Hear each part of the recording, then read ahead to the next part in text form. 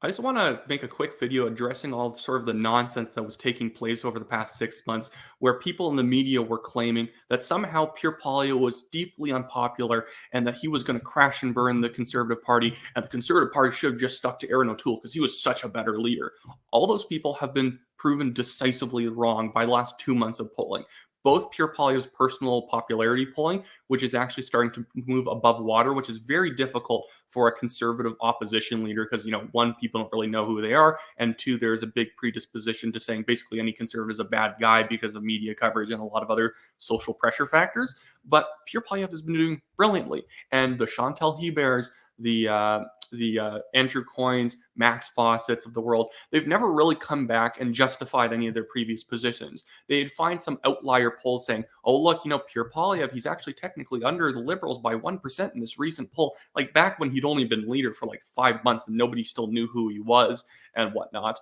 But these days, where are all these people? Chantal Hubert is now on some sort of sabbatical or whatever. None of these people ever came back and said, yeah, I don't have to like Pierre Poilievre, and I'm not saying anyone has to like Pierre Poilievre, but where are all these people when the actual facts come out and they're nowhere to be found? Andrew Coyne wrote article after article basically saying that Pierre Poilievre was too extreme and he's going to alienate the center of politics based on this entire myth that the entire Canadian election, the sort of campaign strategy, should always be based off winning people in the middle, as if it's this big pot of voters. Most voters tend to congregate to the left and congregate to the right.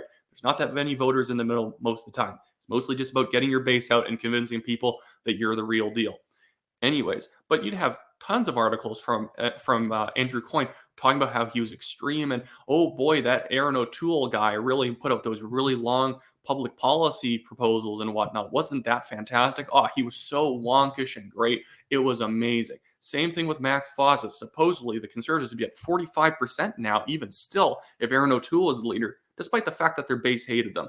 But I think that this demonstrates that there's such a disconnect between a lot of very elitist style political commentators and the actual political situation on the ground. Andrew Coyne is the type of guy who, when Aaron O'Toole releases a 50-page platform when he's running for the leadership of the Conservative Party back in 2020, is gushing over the detail and look at how much nuance there is here. And then he goes over to Pierre Poilievre, who doesn't really release big platforms or anything. He'll maybe release memos and singular, basically papers just on what he thinks on a specific topic. And Andrew Coyne's acting like this is so somehow like, I don't know, unfancy of Pierre Poilievre to release like no bloated platforms and whatnot. Oh goodness, he's so vulgar for not actually for not tickling me with these 15 pages of my strategy on housing.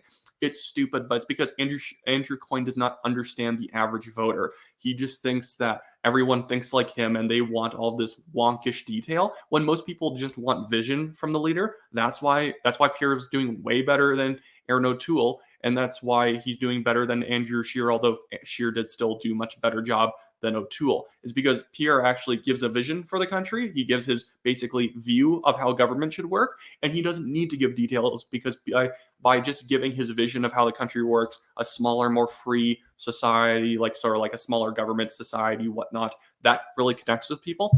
Aaron O'Toole giving you his 20-point plan on taxes is stupid. Nobody cares. No, especially because usually detail and long platforms is how people hide all the stuff that they don't want you to know that they're doing. Is because that they're going to come and say, oh yeah, I did scrap the carbon tax, but I have my own carbon tax, and I also am going to raise this tax over here. I'm introducing this new tax. I'm going to eliminate this tax, but I'm also going to introduce these 5 other taxes that effectively make up for that larger tax I got rid of. That's what a lot of large platforms tend to be all about.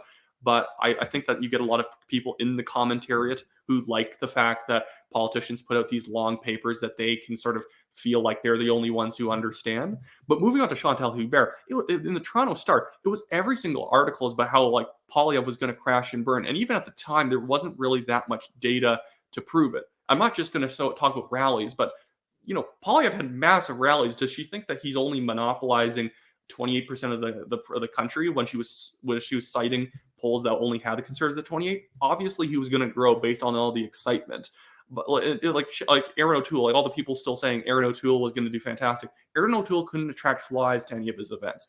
Do you think that that's actually a proof of a healthy conservative party. And all the polling even showed that it was probably actually overestimating O'Toole, and a lot of people were just selecting the CPC going into the 2021 election simply because they hated Trudeau. Like the PPC, effectively their biggest asset ever was having Aaron O'Toole as the leader of the Conservative Party.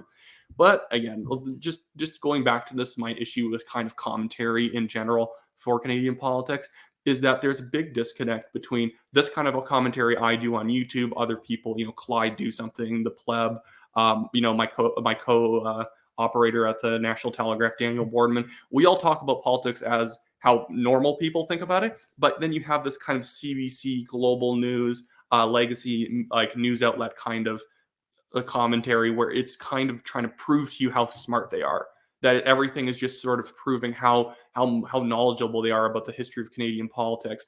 And the rule is it's 5,000 words or it's wrong, especially in the case of Andrew Coyne.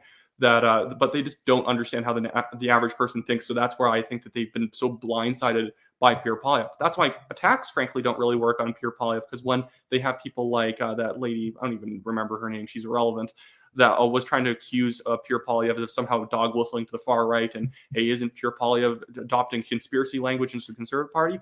It never connected with anyone, because people watching Pierre Poilievre, anyone familiar with the Canadian politics landscape on the actual ground about how people actually view it, they don't see criticizing the WEF as conspiratorial in any way. They don't like the WEF. The vast majority of people don't.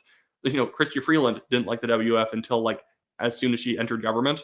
That was kind of her switch. As soon as she got to be one of the pretty people on stage, then she was totally fine with it all. But yeah, our commentary from the YouTube side of things is actually connecting with people, because we don't look at polls and say, man, people really care about climate change. Pierre Poilievre isn't talking about climate change. He's probably going to lose the next election. What a sucker.